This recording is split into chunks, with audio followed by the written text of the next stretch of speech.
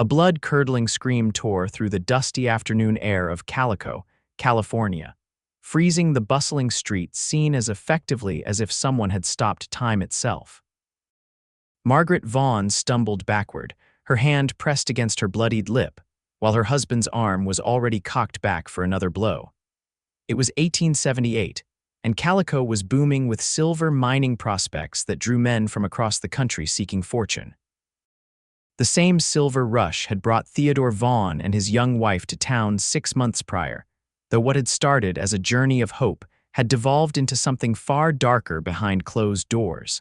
Today, however, Theodore had chosen a public venue for his cruelty. Worthless woman. Theodore's voice carried down Main Street as Margaret tried to shield herself. Her blue calico dress was stained with dust from where she had already fallen once. "I told you to have dinner ready." Margaret's honey-brown hair had come loose from its pins, cascading around her shoulders as she backed away. At 22, her once bright eyes were now dulled by months of abuse and fear. "Theodore, please," she whispered. "Not here." The townspeople froze in uncomfortable witness. Some women turned away, others watched with morbid fascination, while the men studied their boots or the sky anywhere but at the scene unfolding before them. It was, after all, a man's right to discipline his wife as he saw fit, no matter how uncomfortable it made others feel. Not here. Theodore mocked, grabbing her wrist with bruising force. Where then? At home, where you'll burn the dinner again. It was at that moment that a tall figure stepped between them.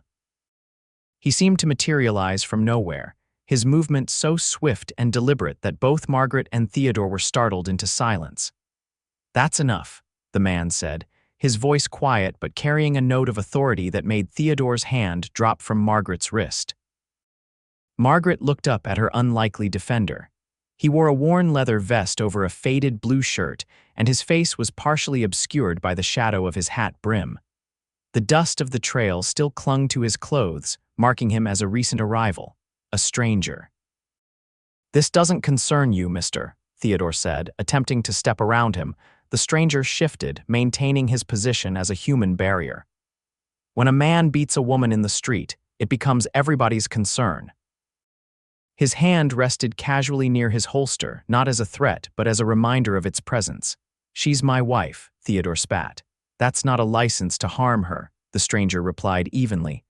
"Why don't you go cool down? The saloon's just down the way." Theodore's face contorted with rage. "Who the hell do you think you are?" Name's Nathaniel Tucker. "Just rode into town." He stood his ground, steady as stone. "I'd prefer not to have trouble on my first day here, but I won't be moving until I'm sure the lady is safe."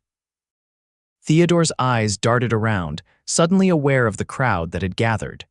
What had been ignored moments before now had an audience, thanks to the stranger's intervention. Pride warred with caution on Theodore's face. "This ain't over," he hissed, directing his words at both Margaret and Nathaniel before turning on his heel and stalking toward the saloon, his shoulders rigid with barely contained fury. Margaret's relief was palpable as she steadied herself against a hitching post. "Thank you," she whispered, her voice trembling. "But you shouldn't have. He'll only be worse later." Nathaniel turned to her, and Margaret could now see his face clearly. He had sharp, intelligent eyes that seemed to take in everything at once, and a strong jaw shadowed by several days' worth of beard.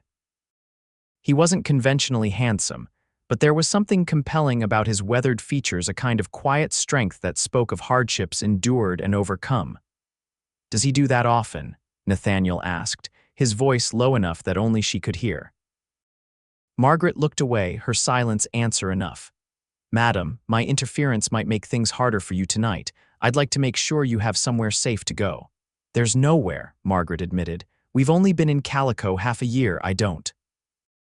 She trailed off, embarrassed by the admission of her isolation. A woman with iron-gray hair stepped forward from the dispersing crowd. "She can come with me," she said firmly.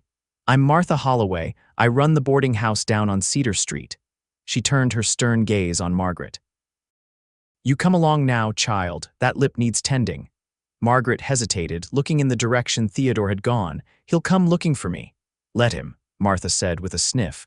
"My shotgun and I have turned away worse than the likes of him." Nathaniel nodded. I'll keep an eye out, make sure he doesn't cause trouble when he leaves the saloon." "Why would you do that?" Margaret asked, genuinely bewildered by this stranger's willingness to involve himself in her troubles. "You don't even know me." "No, madam, I don't," Nathaniel agreed. "But I know right from wrong. My mother raised me better than to walk away from someone in need." Margaret felt the sting of tears behind her eyes and blinked rapidly to keep them at bay. "Thank you, Mr. Tucker. Nathaniel, please," he said, tipping his hat slightly, "or Nate if you prefer." "Margaret Vaughn," she replied softly. Then, with a ghost of a smile that didn't quite reach her eyes, she added, "Maggie, to those I consider friends." Martha gently took Margaret's arm. "Come along now, Maggie, let's get you cleaned up." As Martha led her away, Margaret glanced back over her shoulder. Nathaniel still stood in the middle of the street, watching them go, a solitary figure against the backdrop of Calico's bustling main thoroughfare. There was something reassuring about his vigilant presence, something that made her feel protected for the first time in a very long while. Nathaniel watched until they turned the corner, then adjusted his hat and headed toward the general store. He needed supplies and information both about the town he'd just ridden into and about the man whose violence he'd interrupted. If Theodore Vaughn was the type to hold a grudge, Nathaniel wanted to be prepared. Inside the general store, the proprietor was already watching him with undisguised interest. "That was quite a stand you took out there, stranger," the man said, leaning on his counter. "Most folks mind their own business when it comes to the Vaughns." "Is that so?" Nathaniel replied, examining a display of tobacco. "Theodore Vaughn's got a stake in one of the productive claims up at the Silver King mine. Folks tend to look the other way when a man with money loses his temper." The shopkeeper shook his head, "Not saying it's right, mind you. Just how things are. And his wife, anyone ever step in for her before?" The shopkeeper looked uncomfortable. "She keeps to herself mostly, pretty little thing but quiet. Shame what's become of her since they arrived." He straightened up. "Now, what can I help you with today?" Nathaniel made his purchases: coffee, beans, ammunition, and a few other necessities, all the while gathering bits of information about Calico and its residents. By the time he left the store, he had a clearer picture of the town he'd ridden into and the situation he'd involved himself in. He secured a room at the Silver Dollar Hotel, a modest establishment that catered mainly to travelers passing through. After settling his horse at the livery and cleaning up as best he could, Nathaniel found himself walking past Martha Holloway's boarding house on Cedar Street. He hadn't intended to go there, yet his feet had carried him in that direction nonetheless. The boarding house was a well-maintained two-story structure with a small front garden that somehow managed to thrive despite the desert climate. Nathaniel hesitated at the gate, unsure of his purpose in coming. Before he could decide whether to approach or continue on his way, the front door opened, and Martha Holloway herself stepped onto the porch. "I was wondering when you'd show up," she called, her voice matter of fact. "Come in, Mr. Tucker. I've just put on a pot of coffee." Surprised but not wanting to appear rude, Nathaniel removed his hat and followed her inside. The boarding house interior was modest but scrupulously clean, with simple furniture arranged in a comfortable sitting room. "How is she?" he asked as Martha poured 2 cups of coffee. "Resting upstairs," Martha replied.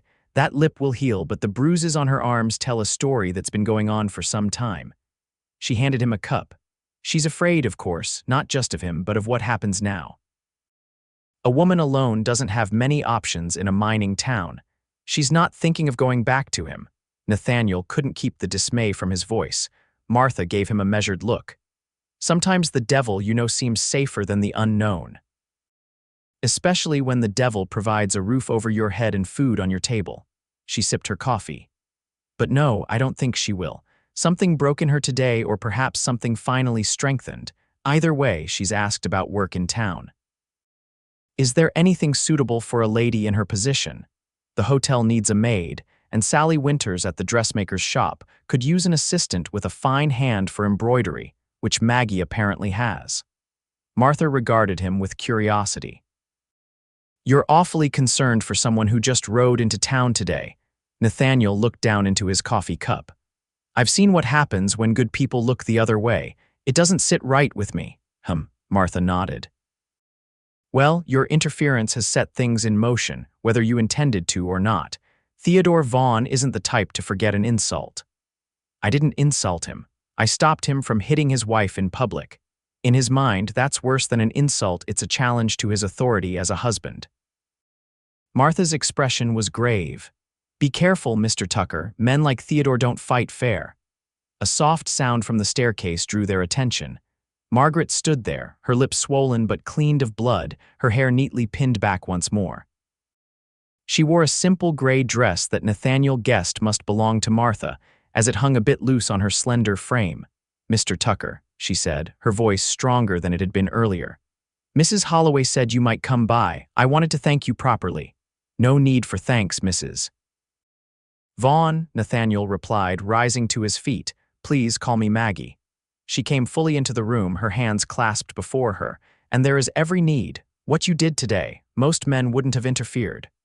Most men should be ashamed of themselves then, Nathaniel said simply. A ghost of a smile touched Maggie's injured lip, causing her to wince slightly. Mrs. Holloway has kindly offered to let me stay here for a while. She's even spoken to Mr. Reynolds at the hotel about a position. That's good news, Nathaniel said, genuinely pleased. Will it be safe for you to work there? If your husband, Theodore, Maggie interrupted, spends most of his time either at the mine or the saloon, I doubt our paths will cross often at the hotel. There was a new determination in her voice that hadn't been there before. And if they do, well, I'll manage. Martha huffed. You won't be managing alone, child. This town may turn a blind eye to certain things, but not all of us lack a moral compass. You'll have friends. Speaking of which, Nathaniel said, I should be going. I've taken enough of your evening. Maggie stepped forward as he moved toward the door. Will you be staying in Calico long, Mr. Tucker? Nathaniel, please, he reminded her gently. And yes, I expect to be here for some time. I've business at the assay office tomorrow, and then I'll be looking into some claims of my own. You're a prospector, Martha asked. Among other things, Nathaniel replied cryptically. I've worked cattle most of my life, but I've done some mining in Colorado and Nevada. Thought I'd try my luck with silver this time. Maggie nodded. Well, good luck to you then, Nathaniel. The way she said his name, hesitant yet somehow intimate, caused an unexpected warmth to spread through his chest. Nathaniel tipped his hat to both women. Ladies, it's been a pleasure. Mrs. Holloway, thank you for the coffee. Maggie, I'm glad to see you're being well looked after. As he stepped into the cooling evening air, Nathaniel felt a strange reluctance to leave. It had been a long time since he'd felt any connection to a place, or its people, not since the war had taken so much from him. Yet somehow, in less than a day, Calico had managed to entangle him in its affairs. He was halfway back to his hotel when he noticed a figure lurching out of the saloon up ahead. Even in the dim light of dusk, Nathaniel recognized Theodore Vaughn's stocky build and aggressive stance. Theodore seemed to be arguing with another man, his gestures becoming increasingly agitated. Nathaniel slowed his pace, watching from a distance. The argument escalated rapidly, with Theodore suddenly shoving the other man against the saloon wall. Several bystanders immediately moved away, creating a clear space around the two men, a familiar reaction that spoke volumes about Theodore's reputation in town. For a moment, Nathaniel considered walking in the opposite direction. This wasn't his fight, and he'd already made an enemy of Theodore earlier in the day. But something kept his feet moving forward, some ingrained sense of duty that wouldn't let him turn away. As he drew closer, Theodore's words became clearer. You think I don't know you've been looking at my wife? Think I haven't seen you tipping your hat to her like some lovesick fool? The other man, who Nathaniel now recognized as the young clerk from the assay office, raised his hands in surrender. Mr. Vaughn, I swear, I was just being polite. I never liar. Theodore roared, his fist connecting with the younger man's stomach, doubling him over. Nathaniel moved without thinking, crossing the remaining distance in long strides. That's enough, Vaughn, he called out, his voice cutting through the growing crowd's murmurs. Theodore spun around, his face contorted with drunken rage. Recognition dawned in his bloodshot eyes. You, he snarled, the hero from this afternoon, come to save another damsel in distress. Nathaniel kept his stance casual, his hands visible and away from his holster. "Just passing by and noticed you're having a rough night. Why don't you head home and sleep it off?" "My home," Theodore said, taking a menacing step forward, "is missing a wife thanks to you." "Where is she?" "Safe," Nathaniel replied simply. "And better off staying that way." Theodore's face darkened. "She's my property, Cowboy. The law says so." "The law says a lot of things," Nathaniel agreed. "It also says assault is a crime, whether it's against your wife or this fellow here." He nodded toward the clerk, who was still bent over, struggling to catch his breath. For a moment, it seemed as though Theodore might lunge at him. Nathaniel tensed, ready to defend himself. But instead, Theodore suddenly laughed an ugly, threatening sound. "You must be new to Calico," he said, his words slurring slightly. "Let me explain how things work here. I have friends, important friends, who own pieces of this town. The sheriff, he plays cards with me every Tuesday. The judge, his daughter married my business partner." He stepped closer, the stench of whiskey on his breath. "So you can stand there playing the righteous hero all you want, Cowboy, but remember this in Calico. I get what I want. And what I want is my wife back home where she belongs." Nathaniel didn't flinch. "Seems to me a man who beats his wife in public might not have as many friends as he thinks." Theodore's eyes narrowed dangerously. "You're making a mistake crossing me." "Wouldn't be my first," Nathaniel replied evenly. "Probably won't be my last." They stood locked in silent confrontation until the saloon doors swung open again, and several miners emerged, their loud conversation momentarily distracting Theodore. Nathaniel took the opportunity to help the clerk to his feet. "You all right?" he asked quietly. The young man nodded, though his face was pale. "Thanks, he's not usually this bad." Theodore seemed to have lost interest in their confrontation, turning instead to greet the miners with forced joviality. As they moved toward the far end of the street, Nathaniel guided the clerk in the opposite direction. "What's your name, friend?" "Daniel Pearson," the young man replied, straightening his rumpled shirt. "I work at the assay office." "Nathaniel Tucker," he introduced himself. "What was that about?" "Something about his wife." Daniel looked uncomfortable. "Mr. Vaughn gets notions when he drinks. Mrs. Vaughn comes into the office sometimes with samples from their claim. I'm always polite to her, nothing more."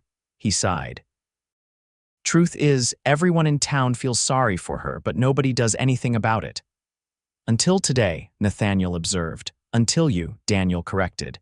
"You're either very brave or very foolish, Mr. Tucker." Nathaniel gave a wry smile. "Probably a bit of both." "Listen, I'll be coming by the office tomorrow. Is there a good time when it's not too busy?" "Early morning is best, before the day's samples start coming in." Daniel hesitated. "Mr. Tucker, be careful. Theodore Vaughn doesn't forget a slight, and he's got connections in town." "So he mentioned," Nathaniel said dryly. "Don't worry about me, Mr. Pearson. I can handle myself." They parted ways, and Nathaniel continued to his hotel, his mind turning over the events of the day. He hadn't intended to become embroiled in local dramas when he rode into Calico that morning.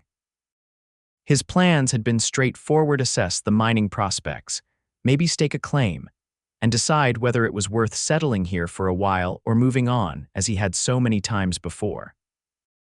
Now, however, he found himself developing a personal stake in Calico, or more specifically, in the welfare of a woman with honey-brown hair and eyes that held too much sadness for someone so young. The next morning dawned bright and clear, the desert air crisped before the heat of the day set in. Nathaniel rose early, shaved carefully, and dressed in his cleanest shirt before heading to the assay office. He had legitimate business, their samples, from a potential claims site he'd been corresponding about, but he also hoped to gather more information about Theodore Vaughn and his standing in the community. The assay office was quiet when he arrived, with only Daniel Pearson visible behind the counter, organizing equipment for the day ahead. "Mr. Tucker," Daniel greeted him, looking relieved to see Nathaniel unharmed after the previous night's confrontation. "You're here early." "As advised," Nathaniel replied with a slight smile. "I have some samples I'd like tested." He placed a small leather pouch on the counter. "And perhaps you might tell me about the claims around Calico while I'm waiting." Daniel raised an eyebrow knowingly but played along with the pretext. As he worked, he spoke freely about the local mines which were producing well, which claims were proving disappointing, and which areas might still hold promise for newcomers to the area. The Vaughn claim, Nathaniel eventually asked, trying to sound casual, is it a good producer? Daniel glanced around to ensure they were still alone before answering. It was, at first, one of the better strikes last year, but word is production has been falling off lately, which might explain why Theodore's been drinking more heavily and… He trailed off, not needing to complete the thought. Does Mrs. Vaughn have any say in the claim? Nathaniel pressed. It's in both their names, actually, Daniel replied. Mrs. Vaughn's father was a mining engineer back east. She knows more about a saying than half the men who come through here, though she's careful not to show it too openly. Theodore doesn't like to be shown up, especially by his wife. This information piqued Nathaniel's interest, so she has her own stake in the claim, legally speaking. Yes, though I doubt Theodore sees it that way. Daniel looked curiously at Nathaniel. Why do you ask? Before Nathaniel could respond, the office door opened, and he turned to see Margaret herself entering, a startled expression crossing her face when she spotted him. Mr. Tucker, she said, her hand unconsciously rising to her swollen lip. Good morning. Mrs. Vaughn, he replied, tipping his hat. It's a pleasant surprise to see you here. She hesitated in the doorway, clearly uncertain about whether to proceed or return later. After a moment, she squared her shoulders and approached the counter, a small pouch similar to Nathaniel's in her hand. I have some samples from our claim, she told Daniel, her voice steady despite her evident discomfort. Theodore wants them tested as soon as possible. Daniel accepted the pouch. Of course, Mrs. Vaughn, I can have results by tomorrow morning. Thank you. She hesitated, then turned to Nathaniel. I've taken a position at the hotel starting tomorrow. Mrs. Holloway has been very kind, but I can't impose on her charity indefinitely. That's good news, Nathaniel said, genuinely pleased for her. Though I hope you're not pushing yourself too soon. A faint smile touched her lips. Work is a blessing when one needs distraction, Mr. Tucker. She paused, then added more softly, Theodore came looking for me last night at the boarding house. Nathaniel's expression darkened. Did he cause trouble? Mrs. Holloway sent him away with that shotgun she mentioned, Maggie replied, a hint of admiration in her voice. But he'll be back. He always comes back. The resignation in her tone sparked something protective in Nathaniel. Not this time, he said firmly. Not if you don't want him to. Maggie looked at him with a mixture of gratitude and doubt. You're very kind, Mr. Tucker, but you don't understand how things work here. Theodore has friends in high places, I know, Nathaniel finished for her. He made that quite clear last night. You saw him. Alarm crept into her voice. He was causing trouble for Mr. Pearson here, Nathaniel explained. Something about being too polite to you. Daniel looked uncomfortable as Maggie turned to him with dismay. Oh, Daniel, I'm so sorry. He didn't hurt you, did he? Nothing serious, Mrs. Vaughn, Daniel assured her. Mr. Tucker intervened before it got too bad. Maggie closed her eyes briefly. That's twice in one day you've stepped between my husband and his target, Mr. Tucker. I hope it doesn't become a habit for your sake. It might, Nathaniel admitted, if the need arises. Their eyes met, and something unspoken passed between them, a recognition, perhaps, of shared values in a world that often looked the other way. The moment was broken by the arrival of another customer. Maggie quickly excused herself, promising to check in with Daniel the next day about her samples. As she turned to leave, she paused beside Nathaniel. Thank you, she whispered, for not being like the others. Before he could respond, she was gone, the bell above the door tinkling in her wake. Daniel cleared his throat. Your samples will take a few hours to process, Mr. Tucker. You can come back this afternoon for the results. Nathaniel nodded, his mind elsewhere. Thank you, Mr. Pearson. He hesitated, then asked, how bad is Theodore Vaughn's temper, really? When he's been drinking, Daniel's expression grew serious. Bad enough that I worry for Mrs. Vaughn's safety when she finally refuses to go back to him. He hesitated, then added in a lower voice, there was a woman in Barstow a few years back, similar situation. Her husband beat her regularly until she finally ran off. He found her and… Well, they say it was an accident, but nobody really believed it. The implication was clear, and it settled like a stone in Nathaniel's stomach. And Vaughn, do you think he's capable of something like that? I hope not, Daniel replied, but I wouldn't stake my life on it or hers. Nathaniel left the assay office with a grim determination forming in his mind. His original purpose in coming to Calico suddenly seemed less important than ensuring Maggie Vaughn's safety. It wasn't rational, he barely knew the woman, but something about her quiet dignity in the face of cruelty had struck a chord within him. He spent the rest of the morning familiarizing himself with the town, noting the location of the sheriff's office, the hotel where Maggie would be working, and the saloon that Theodore Vaughn frequented. Knowledge was power, and if he was going to help Maggie, he needed to understand the landscape, both physical and social, of Calico. By noon, he found himself outside Sally Winter's dress shop, hesitating at the door. Martha had mentioned that the dressmaker might offer Maggie work, and Nathaniel was curious whether that possibility still existed. It would certainly be a safer environment than the hotel, where Theodore might easily harass her. The bell jingled as he entered, feeling distinctly out of place among the bolts of fabric and half-finished garments. A plump woman with kind eyes looked up from her sewing machine in surprise. "Well now," she said with an amused smile. "It's not often I get a gentleman customer unless it's a husband being sent on an errand." Nathaniel removed his hat. "Mrs. Winters, I'm Nathaniel Tucker, the cowboy who stood up to Theodore Vaughn yesterday," she nodded. "News travels fast in Calico, Mr. Tucker." "So I'm learning," he replied wryly. "I actually came to ask about Mrs. Vaughn. I heard you might be looking for an assistant and she needs employment." Sally Winter's expression softened. "Is she leaving him then? Good for her," she sighed. "I could use help, it's true. Maggie's got a real talent with embroidery. I've seen her work on her own dresses, but I can't offer much pay, not nearly what the hotel can." "But it would be safer," Nathaniel suggested. "Less chance of running into her husband." Sally considered this. True enough. Theodore Vaughn wouldn't be caught dead in a dress shop. She studied Nathaniel curiously. "You seem mighty concerned for a woman you just met yesterday." Nathaniel shifted uncomfortably under her scrutiny. "I don't like bullies, Mrs. Winters. Never have." She murmured, not entirely convinced. "Well, you tell Maggie my offer stands. I'd be pleased to have her help, even if it's just part-time to supplement what the hotel pays." "Thank you, madam. I'll pass that along." As Nathaniel turned to leave, Sally called after him, "Mr. Tucker. Theodore Vaughn doesn't forget a slight. You do well to watch your back in this town."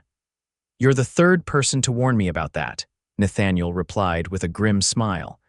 "I'm beginning to think Mr. Vaughn might be the one who should be watching his back." The remainder of the day passed quickly.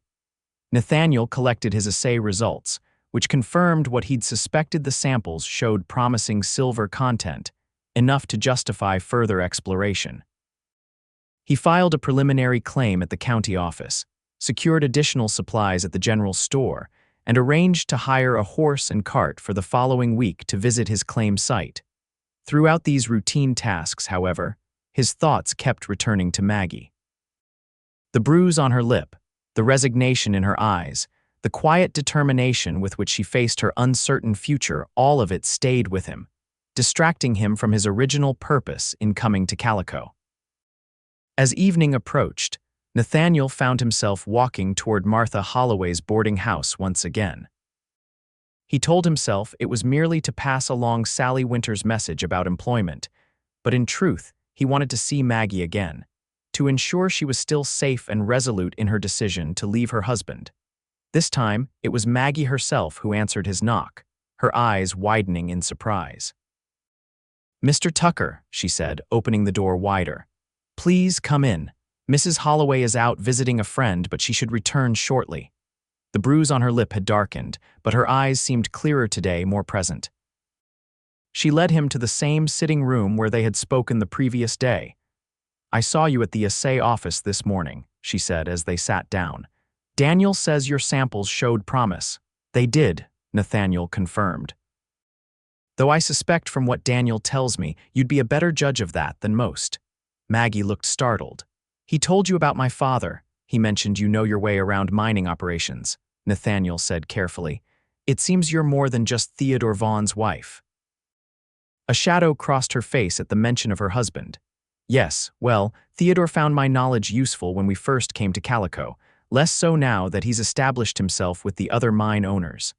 Is that when things changed? When he no longer needed your expertise? Maggie looked down at her hands. It started before that. Theodore has always had moods, but they worsened when the production at our claim began to drop. She hesitated, then added softly, and when I failed to give him a child. The simple statement held volumes of pain, and Nathaniel felt a surge of anger toward Theodore Vaughn. That's not your failing, he said firmly. In Theodore's eyes it is, she replied, along with everything else that's gone wrong since we came west. Nathaniel leaned forward. Maggie, I spoke with Sally Winters today. She says her offer of work still stands if you're interested.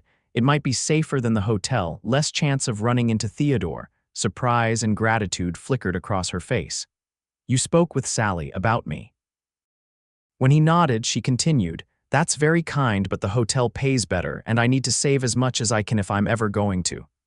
She trailed off. Going to what? Nathaniel prompted gently. Leave Calico, she admitted. Start fresh somewhere Theodore can't find me. The idea of her leaving caused an unexpected pang in Nathaniel's chest, which he quickly pushed aside. That's probably wise, he agreed.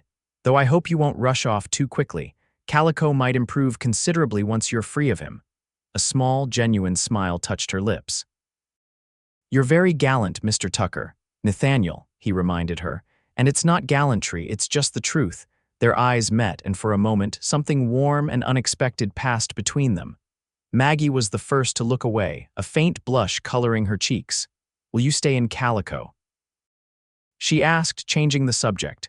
If your claim proves profitable, I might, Nathaniel replied, though until this moment he hadn't seriously considered it. He'd been drifting for so long that the idea of settling anywhere felt foreign. It depends on how things develop, with the claim. She asked. Among other things, he answered, his eyes never leaving her face. The sound of the front door opening broke the moment. Martha Holloway's voice called out, Maggie, are you home, dear? In here, Mrs. Holloway, Maggie called back. Mr. Tucker is visiting. Martha appeared in the doorway, her sharp eyes taking in the scene before her. Mr. Tucker, she greeted him. Twice in 2 days, people will talk. Let them, Nathaniel replied easily. I was just passing along a message from Sally Winters about potential employment for Mrs. Vaughn. Martha nodded approvingly. Sally's a good woman. Her shop would be a safer place to work than the hotel, that's certain. That's what I told her, Nathaniel agreed. Maggie looked between them. I appreciate the concern, truly. But I need the higher wages from the hotel, at least until I can save enough to. She hesitated, glancing at Martha. To leave Calico, Martha finished for her. Yes, she told me her plans. She fixed Nathaniel with a pointed look. Though I've suggested there might be reasons to stay once certain matters are resolved. Nathaniel felt a twinge of discomfort under Martha's knowing gaze. Was he being that transparent? Mrs. Vaughn's safety is the priority, he said firmly. Whatever decision she makes, she should be free to make it without fear of her husband. On that we agree, Martha said. Now, have you had dinner, Mr. Tucker? I've got a pot of stew that's nearly ready, and there's plenty to share. The invitation surprised him, but Nathaniel found himself accepting before he could think better of it. The prospect of dining with Maggie, of learning more about her, of seeing that small, genuine smile again, was too tempting to resist, propriety be damned. Over dinner, the conversation flowed more easily than Nathaniel had anticipated. Martha proved to be a natural storyteller, regaling them with tales of Calico's early days and the characters who had come and gone over the years. Maggie seemed to relax as the evening progressed, laughing at Martha's stories and occasionally contributing her own observations about the town. Nathaniel found himself watching her during these moments, the way her eyes lit up when she laughed, the animated gestures of her hands when she spoke about something that interested her, the subtle transformation that occurred when she momentarily forgot her troubles. In those glimpses, he caught sight of the woman she must have been before Theodore Vaughn broke her spirit, and something within him ached to see that woman fully restored. As the evening drew to a close, Nathaniel reluctantly rose to take his leave. Thank you for your hospitality, Mrs. Holloway. The stew was excellent. You're welcome anytime, Mr. Tucker, Martha replied. It's good for Maggie to have friends in town, especially now. Maggie walked him to the door, a hint of shyness returning to her manner. Thank you for coming by, she said softly, and for speaking with Sally. It means a great deal that you would take such trouble on my behalf. It's no trouble, Nathaniel assured her. I'll be checking in on you if that's all right, just to make sure you're getting along okay. I'd like that, she admitted, then quickly added, but please be careful. Theodore has been asking about you around town. He's not a man who forgives easily. I've been warned, Nathaniel said with a slight smile. Don't worry about me, Maggie. I can handle Theodore Vaughn. That's what worries me, she replied, her expression serious. I wouldn't want anyone else hurt because of my situation.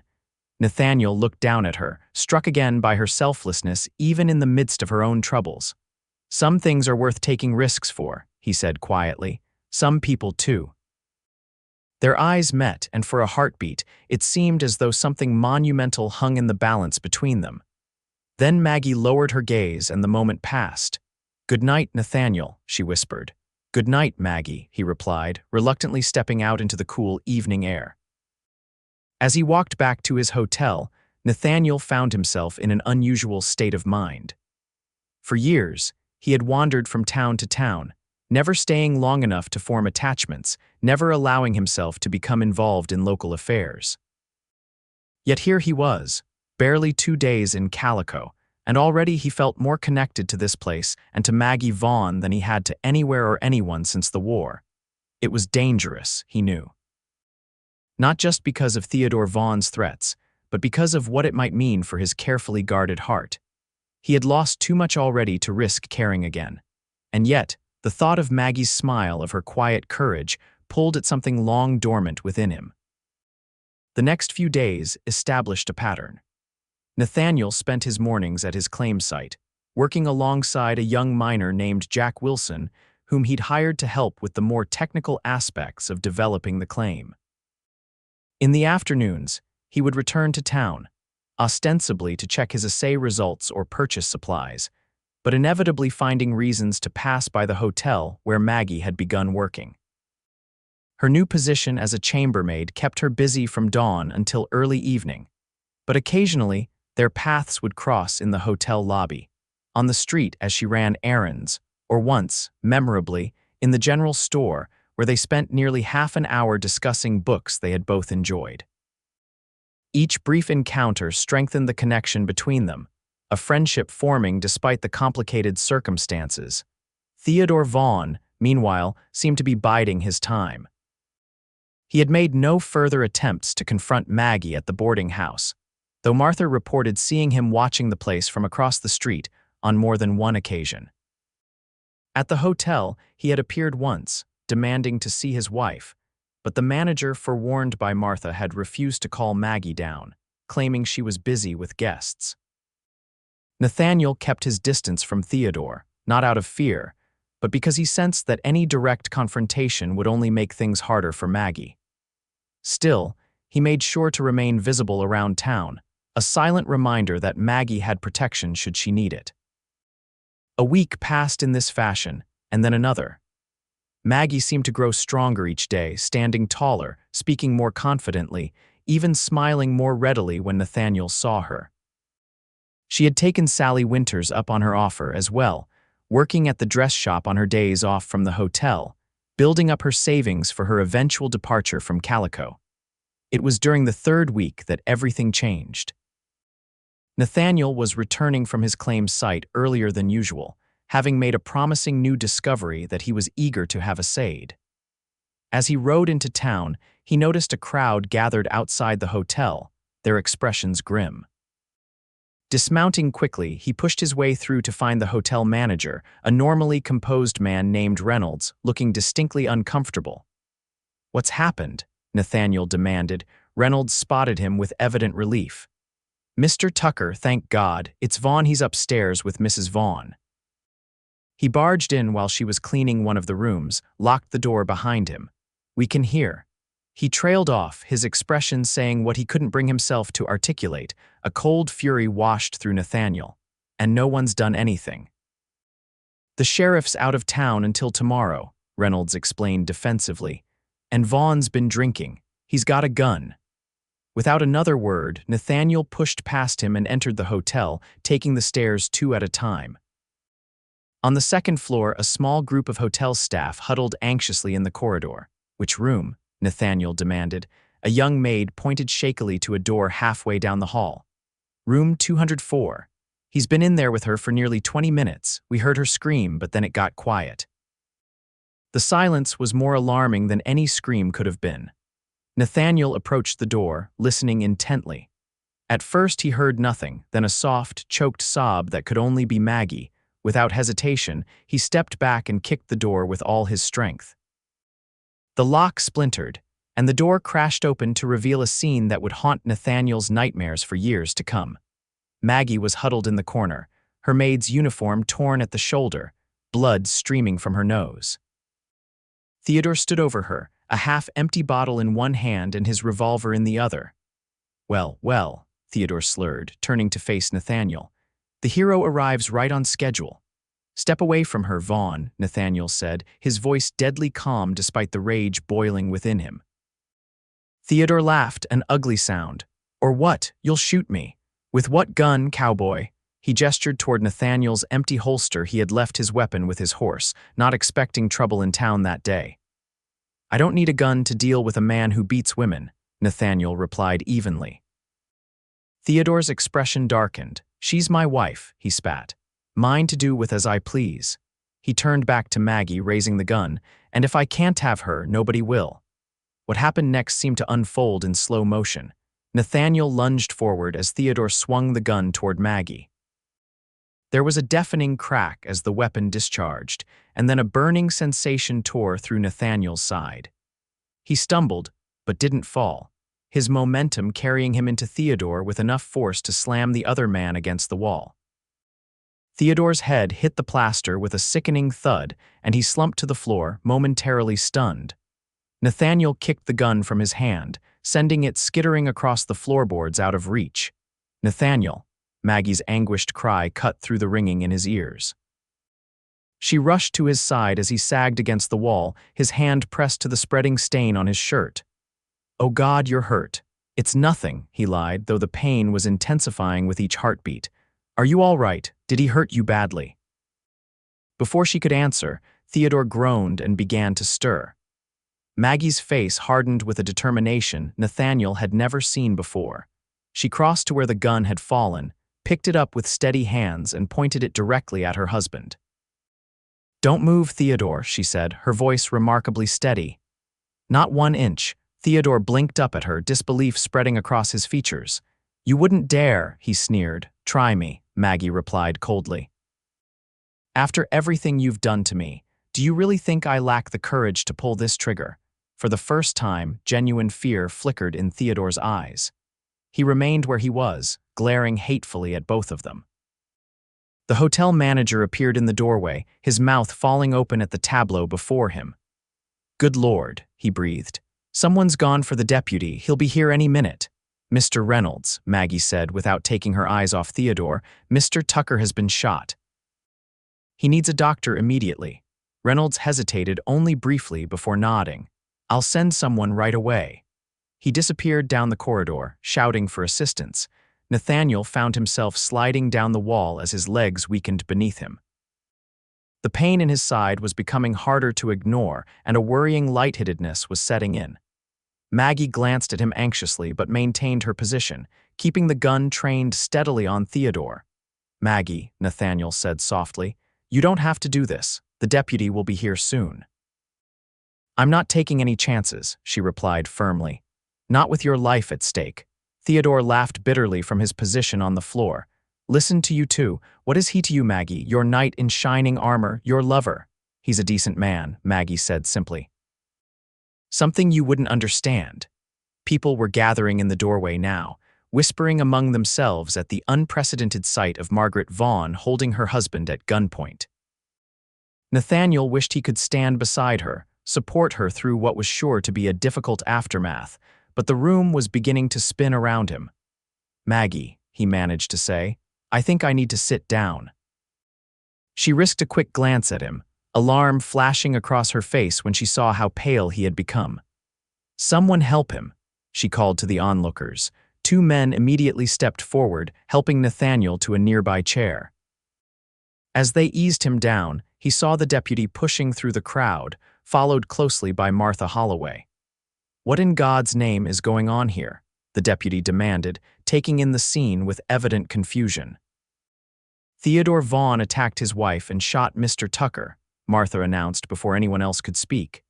"There are at least a dozen witnesses who heard the gunshot and saw everything leading up to it." The deputy looked skeptical. "And the gun in Mrs. Vaughn's hand?" "Self-defense," Martha replied firmly. "She took it from her husband after he fired it." Theodore struggled to his feet, swaying slightly. "She's lying," he snarled. "Tucker attacked me. I was just trying to talk to my wife and he burst in here like a madman. Is that so?" The deputy asked, turning to the assembled witnesses. "Anyone want to confirm Mr. Vaughn's version of events?" There was a moment of tense silence, and then Daniel Pearson stepped forward from the crowd. "I was in the lobby when Vaughn came in," he said. "He was drunk, shouting about teaching his wife a lesson. Mr. Reynolds asked him to leave, but he pushed past him and went upstairs. We all heard Mrs. Vaughn scream shortly after." One by one, other witnesses came forward: the young maid who had directed Nathaniel to the room, a traveling salesman who had been reading in the lobby, even Mr. Reynolds himself, who admitted that he had been too afraid of Vaughn's connections to intervene directly. Throughout these testimonies, Maggie remained where she was, the gun still aimed at Theodore, though her hands had begun to tremble slightly. Nathaniel wanted to go to her to tell her it was over, that she could put the weapon down, but the pain in his side had intensified to the point where speaking was difficult. The deputy finally seemed convinced. "Theodore Vaughn," he said formally, "I'm placing you under arrest for assault and attempted murder." "You can't be serious," Theodore spluttered. "Do you know who my friends are?" "I know you shot a man and beat your wife in front of witnesses," the deputy replied evenly. "That's all I need to know right now." He turned to Maggie. "Mrs. Vaughn, you can lower the weapon now. It's over." For a moment, Maggie didn't move. Then slowly she lowered the gun, her shoulders sagging with relief. Martha immediately went to her side, putting an arm around her as the deputy handcuffed Theodore. As Theodore was led away, hurling threats and obscenities over his shoulder, Nathaniel finally allowed himself to give in to the pain that had been threatening to overwhelm him. The last thing he saw before consciousness slipped away was Maggie rushing toward him, her face etched with concern, her lips forming his name. Nathaniel drifted in and out of consciousness over the next several hours. He had vague impressions of being carried somewhere, of a gruff voice that must belong to the doctor, of sharp pain as the bullet was extracted from his side. Throughout it all, he was aware of a gentle presence nearby, a soft hand holding his, a voice murmuring reassurances when the pain became too much. When he finally woke fully, he was lying in an unfamiliar bed in a small, neat room. Sunlight streamed through lace curtains, suggesting it was well into the next day. As his vision cleared, he realized with surprise that he was in the boarding house Martha must have insisted he be brought there rather than left alone at his hotel. "Welcome back," a soft voice said from beside him. Nathaniel turned his head to find Maggie sitting in a chair by the bed, a book open in her lap. The bruises on her face from the previous day had darkened, but her eyes were clear and calm. "How long was I out?" he asked, his throat dry and scratchy. "Almost a full day," she replied, reaching for a glass of water on the bedside table. "The doctor said you were lucky. The bullet missed anything vital, but you lost a good deal of blood." She helped him sit up slightly so he could drink. The simple movement sent pain lancing through his side, but the water was worth it, cool and refreshing on his parched throat. "Theodore?" he asked once he had drunk his fill. "In jail," Maggie said, a hint of satisfaction in her voice. The deputy sent for the sheriff, who returned early when he heard what happened. "They're keeping Theodore locked up until the circuit judge arrives next week." "And you, are you all right?" Nathaniel studied her face, noting the shadows under her eyes that suggested she had slept little, if at all. I'm fine, she assured him, though her smile didn't quite reach her eyes. Better than you, certainly. You've been here the whole time, he asked, glancing around the room again. Maggie nodded. Mrs. Holloway insisted you stay here where we could look after you properly, and I wanted to be sure you were all right. Thank you, Nathaniel said simply, reaching out to take her hand. For everything, you were incredibly brave yesterday. I wasn't brave, she disagreed, her gaze dropping to their joined hands. I was terrified. But when I saw you get shot because of me, not because of you, Nathaniel interrupted firmly. Because of Theodore. None of this is your fault, Maggie. She was silent for a moment, her thumb tracing small circles on the back of his hand in a gesture so unconscious and intimate that it made his heart beat faster despite his weakened state. I've made a decision, she said finally. I'm not leaving Calico. This surprised him. But I thought I needed to run away to be safe, she explained. But yesterday showed me something important.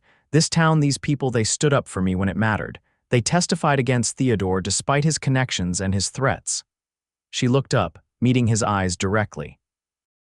And then there's you, me, Nathaniel repeated, uncertain of her meaning. You've been standing between Theodore and me since the moment you rode into town, Maggie said softly. You stayed there even when it meant taking a bullet. How could I leave after that? The unspoken question hung in the air between them. How could she leave him? Before Nathaniel could respond, the door opened and Martha entered carrying a tray.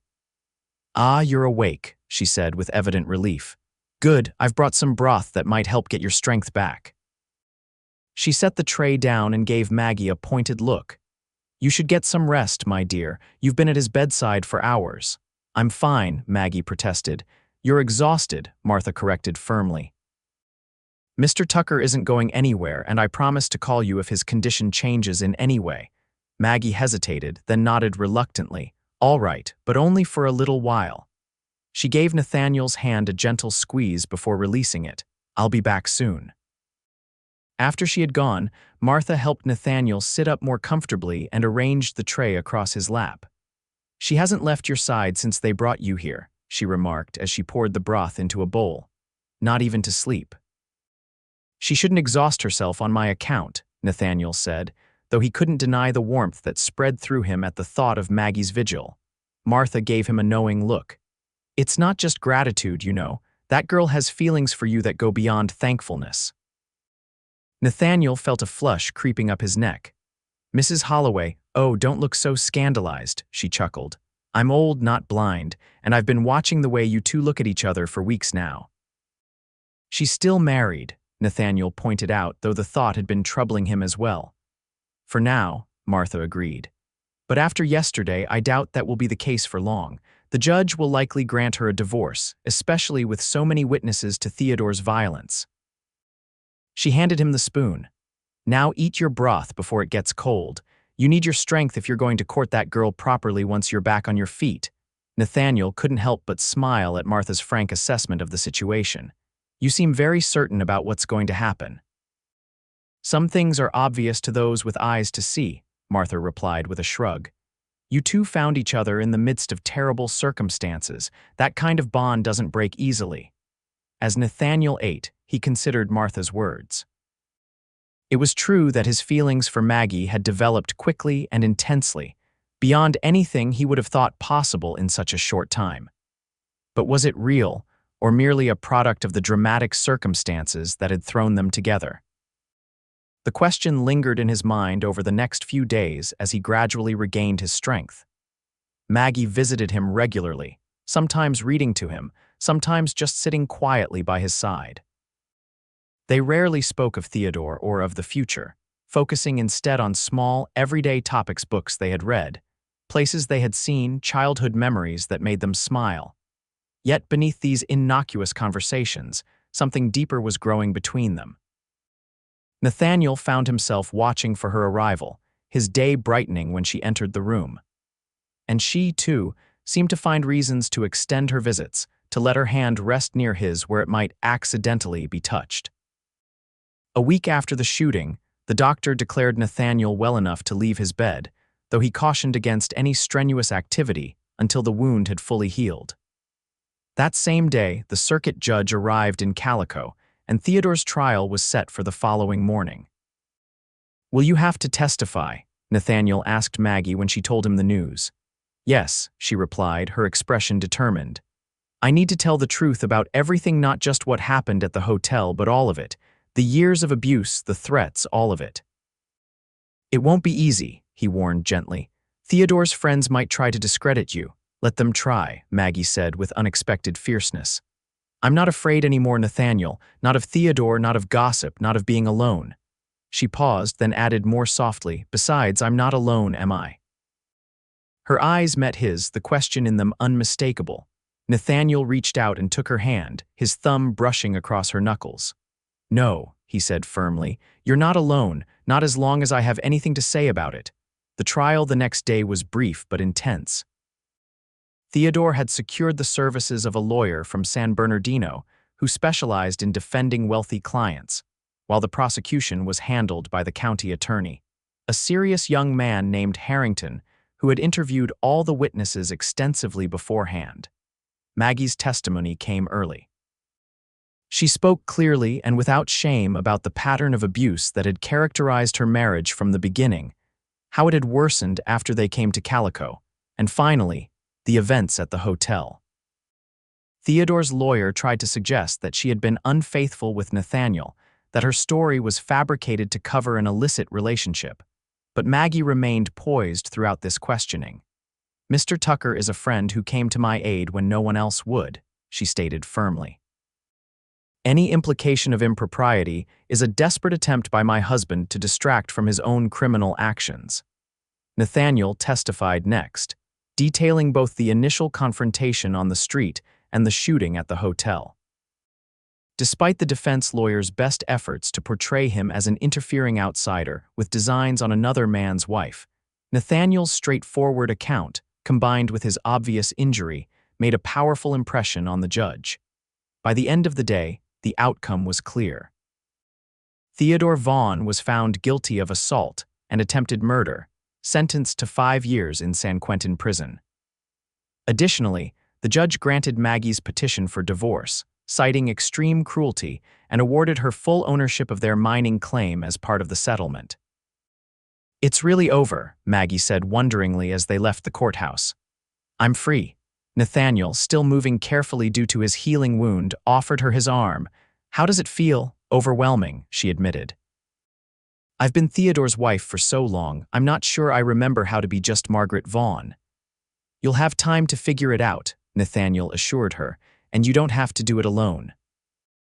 They walked slowly back toward the boarding house, the late afternoon sun casting long shadows across the street. Calico seemed different somehow, as if the town itself had been holding its breath during Theodore's reign of terror and could finally relax. "You know," Maggie said thoughtfully, "I own a silver mine now, or what's left of one at least. I should probably learn what condition it's in." "I could help with that," Nathaniel offered. "Once I'm fully healed, of course. I've learned a fair bit about mining since I came to Calico." Maggie smiled up at him. "I'd like that. It seems fitting somehow, you helping me reclaim something else Theodore took from me." They had reached the boarding house, but neither made a move to go inside. Instead, they stood facing each other in the fading light, aware that they had reached another kind of threshold. "Maggie," Nathaniel began, suddenly uncertain how to express the feelings that had been growing within him. "Yes," she prompted when he hesitated. "I know it's too soon," he said carefully. "You've just been through something traumatic, and you need time to heal, to find yourself again without Theodore's shadow hanging over you." "That's true," she agreed, though her eyes never left his face. "But I want you to know," he continued, taking her hand in his, "that when you're ready, if you're ever ready, I'll be here. Because the truth is, I've come to care for you more than I thought possible in such a short time." Maggie's expression softened. "It hasn't been such a short time, not really. Some people live entire lifetimes without experiencing what we've been through together." "That's true," Nathaniel acknowledged with a small smile. "Still, I don't want to rush you or presume." "Nathaniel," Maggie interrupted gently, "do you know what I thought when I first saw you? When you stepped between Theodore and me that day on the street," he shook his head. "I thought you were the bravest man I'd ever seen." she said. Not because you weren't afraid, I'm sure you were, but because you acted anyway. You did what was right, regardless of the cost to yourself. She reached up to touch his face, her fingers gentle against his cheek. And every day since then, you've proven that first impression correct. Nathaniel covered her hand with his own, turning his face slightly to press a kiss against her palm. I don't feel very brave, he admitted. Especially now, when I'm terrified of saying the wrong thing and driving you away. You won't drive me away, Maggie assured him. Not when I've just found you. The simple declaration hung in the air between them, a promise of possibilities yet to come. Slowly, giving her every opportunity to pull away, Nathaniel bent his head toward hers. Their lips met in a kiss that was gentle at first, a tentative exploration, before deepening into something more profound, a silent acknowledgement of all they had endured together and all that might still lie ahead.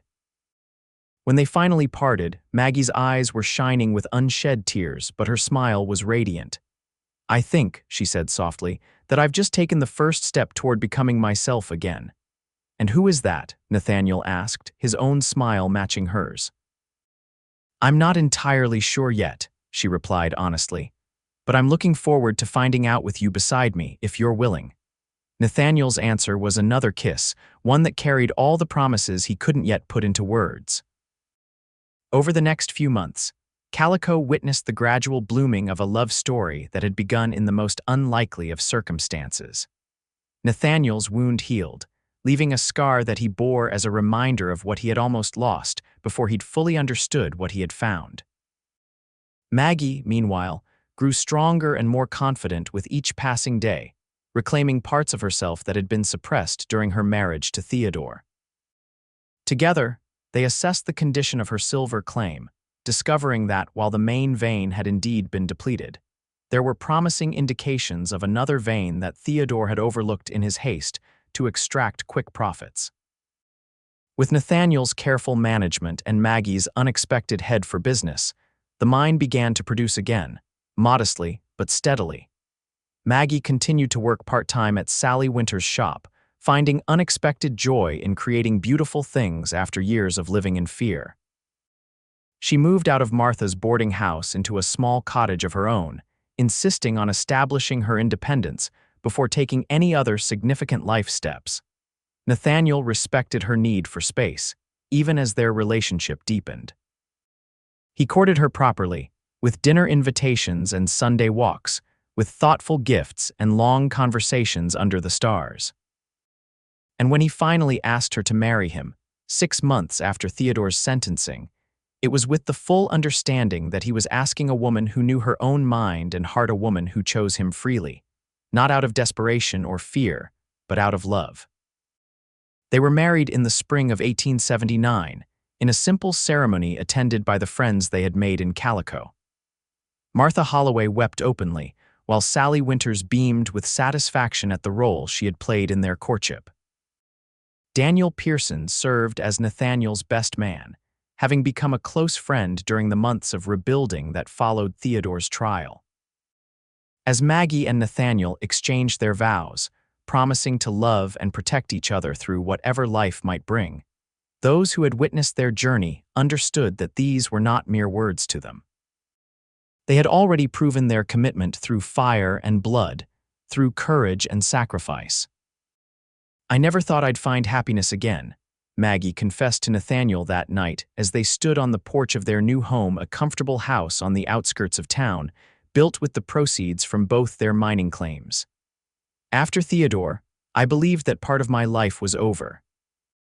And now, Nathaniel asked, his arms around her waist as they gazed up at the star-filled desert sky.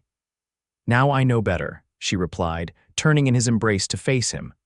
Now I know that sometimes life gives you a second chance when you least expect it. Sometimes a stranger steps between you and harm, and then stays there not just to protect you, but to walk beside you into a future brighter than you dared to imagine. Nathaniel smiled, recognizing in her words the journey that had brought them to this moment.